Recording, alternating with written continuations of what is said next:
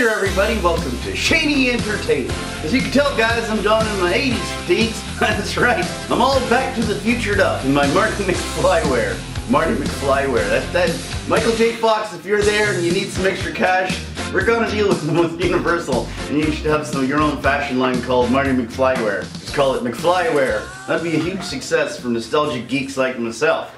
So yeah, but why am I donning my McFly wear today? That's because I'm preparing myself for a movie I've been waiting for since I seen the trailer, and my eyes just went bulged out and I went, whoa, this is heavy. Ready Player One, I saw the trailer for that and I was just, joygasm! Whoa! So I've been kind of sitting here like just counting down the days for this, and I don't know what it is, man. I saw that trailer and the minute I saw the DeLorean and the Iron Giant and all these like 80s nostalgic things happening, and the fact that it's about video games, because I love video games, and for some reason, I don't know, why is it Hollywood can't get on board with the whole video game thing? I don't understand. They just, and I'm not talking about video game movies about video games like Tomb Raider. I'm not talking about that kind of stuff. I'm talking about go back to like Tron and things like video games, like incorporating video games in a movie.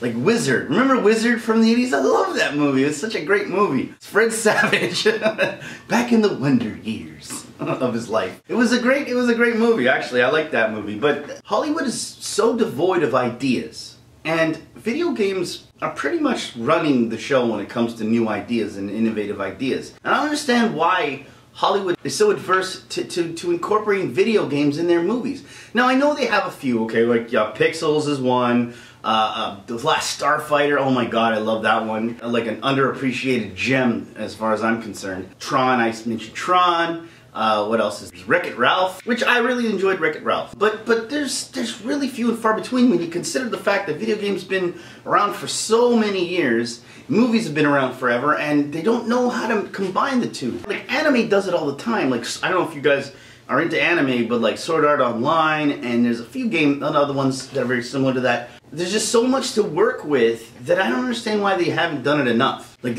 especially considering how popular video games are. It's almost like as if these executives in Hollywood are just so stubborn. They're just so stubborn. Like they're gonna beat us in the ratings, and we don't need to help them anymore. They're taking away all our bread and butter, and they're, you know, it's like they're in competition when they shouldn't be. I mean, they're both things that could be working in unison. In the 80s and the 90s, I remember there was not a movie that came out that didn't have a video game. E.T., like everybody remembers, a video game about a movie that almost killed video games. It's in a landfill somewhere. But, you know, Star Wars. I mean, one of my first games I ever played was Star Wars. I remember my system, guys. So this is something for the old timers, right? Okay, so most people think, oh, this guy was raised in the 80s, so he must have had an Atari, right?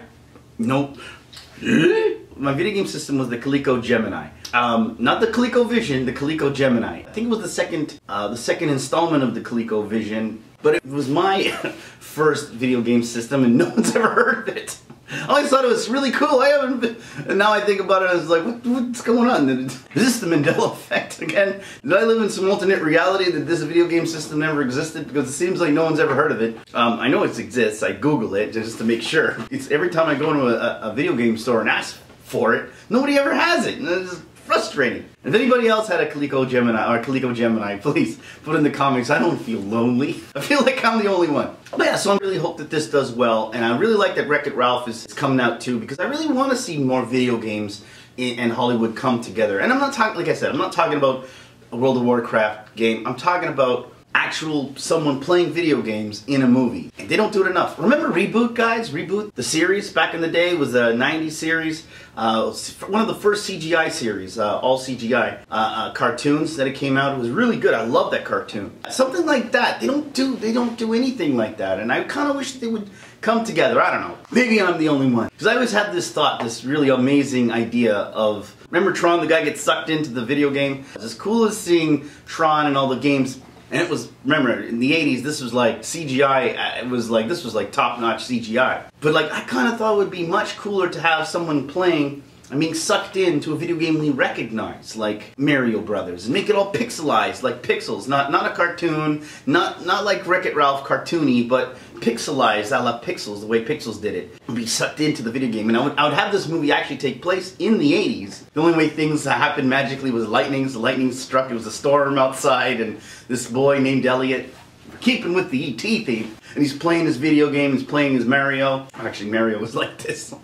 He's playing his Mario. It's me, your Mario! Lightning strikes the system, and then the system's malfunctioning, and the game comes to life. And things go haywire. Instead of the princess being kidnapped, this time it's Mario gets kidnapped, and Luigi is, wow, where is Mario? You know, he looks into the screen and says, my friend Elliot, I need your help! Mario was taken away! And then the kid goes, what? Me? No. Yes, I'm talking to you! Get inside of the game! We need your help! Suddenly the game sucks him in, and then he's now pixelized. You got a pixelized kid. Actually no, he's a normal kid. Actually he looks like himself, but he's in the game, and then it's a pixelization version of the game. Not cartoon, like I said. The way Pixels did it is perfect. The CGI pixelized. And then he and Luigi have to set off with the help of the princess to save Mario. And they're going through the world of Mario and all that stuff. I think that would kind of be a fun idea. And we'd have the technology to do it. I don't know if they'd ever do that. I know Nintendo is very tight about their property, and I don't know. I'm trying to figure out what it is about Hollywood that they have this grudge against the video game community. Is this like they're in competition with the industry, and they don't want to give them any, a boost in any way? And I don't know what that is about, but that's why I'm kind of looking forward to this, because I know it's not necessarily video games, but it is video games at the same time. Ready Player One, I think it's about, it was based on a book. It was a novel by Ernest Cline back in 2011, and it kind of has like a geekier version of the Hunger Games kind of feel to it. But at the same time, just the fact that you get to see all these 80s nostalgic things, and it's just fantastic. And normally I might balk at something like that because I'd be like, oh, you're just trying to prey on my nostalgia. A la Pixels. I ain't falling for Pixels again. They had me going with Pac-Man, and then I see Adam Sandler. I'm Adam Sandler. I make movies about the 80s. I don't know. I used to like Adam Sandler back in Happy Gilmore days and The Wedding Singer and things like that. I used to like, but I don't know, this Adam Sandler ain't the Adam Sandler that he used to be. He's lost all his mojo. I don't know what's with Adam Sandler. He's lost his mojo. He needs to drink some mojo. Or behave. Ruby. I don't know. Dressed like Marty McFly doing the Austin Powers. You're not gonna get that sort of thing anywhere else, guys. You come to Shaney Entertaining for that sort of craziness. Think about this for a minute. He's talking about video games, video game movies, dressed as Marty McFly while bashing Adam Sandler and doing Austin Powers. You can't make that shit up. Well, apparently I did. But it's just weird. Sometimes I don't know what the heck comes out of my mouth, guys. It's just, for a moment, just stepped outside myself, and like a moment, like Homer Simpson with his brain. Remember that episode? Flanders was talking about cider. Oh, that's cider. And I was, you can stay, but I'm out of here. My brain sort of did that, right? There I go again on another tirade. Sorry, guys. Back on topic. Yeah, so I'm an 80s nostalgic lover, but see, I've fallen for 80s nostalgia before, and I wasn't ready to give in to this one until I saw the name associated with it. I mean, Steven Spielberg's doing it. If Steven Spielberg's doing it, then I'm sold. I don't care.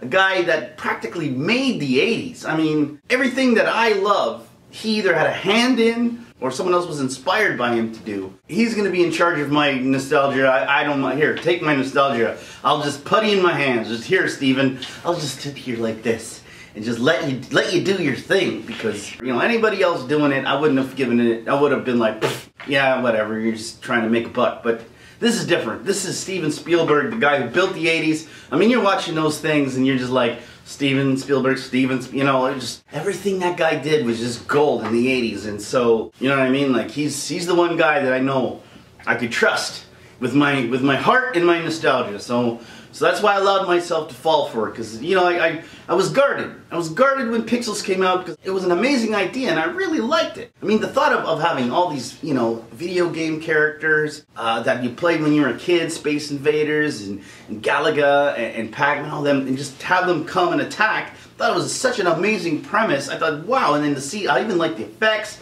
and the pixelization of the way they did the pixels and stuff, because it was called Pixels, so like how they used the special effect for it was awesome and was so like vibrant and fun. Then you watch it and it's just like, and when I found James, whatever his name, as the president, I was just like, all right, I'm out of this. I wanted to invest myself in it. You know what I mean when you invest yourself in a movie? We all did that with Star Wars, right? You invest yourself, you give them your trust, you give your emotion, you get all hyped up, you get excited, and when you do that, you lower your guard, you lower your protective shield, and then you go into these things and you expect for the best, and when you don't see it, you get angry. That's when you allow yourself to be emotionally distraught by a movie, a la Last Jedi.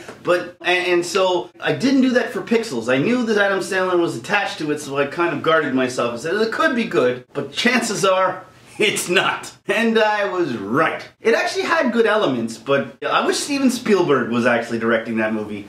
You know, maybe he could do a reboot of it. And, you know, I liked the premise. It was an interesting premise. Now this movie, I'm gonna go emotionally unguarded because Steven Spielberg unlocked my emotional guard. I trust him implicitly. He made all this stuff, you know what I mean? This is his work, most of this stuff. Like, if it's not even his, like, I know Back to the Future isn't his, but I know that Steven Spielberg was actually on set many times helping Robert Zemeckis. Steven Spielberg had his hands in everything in the 80s, like everything that I love. Poltergeist, well, Jaws was in the 80s, it was the 70s, but, you know, E.T. E.T. Phone, home, home, phone, phone, home, home. This thing won't stop, guys. What the hell? It's alive! Ah! I'm telling you, I'm off the rails. I'm all excited. See, guys, I didn't sleep because I'm just jazzed up for this movie, so you can see all kinds of craziness happen like that. Stop!